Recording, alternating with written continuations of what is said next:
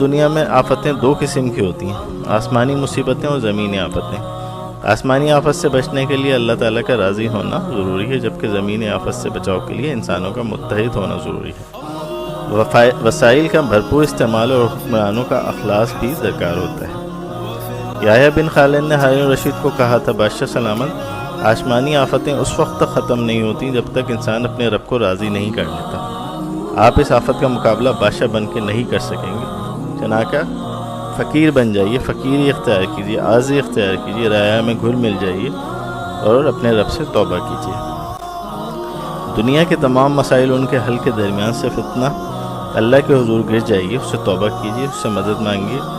فاصلہ ہوتا ہے جتنا ماتھے اور جائے نماز میں ہوتا ہے، اس کے حضور گر جائیے، اس سے توبہ کیجیے۔ لیکن افسوس، ہم اپنے مسائل کے حل کے لیے 7 سمندر پار تو جا سکتے ہیں، لیکن ماتھے اور جائے نماز کے درمیان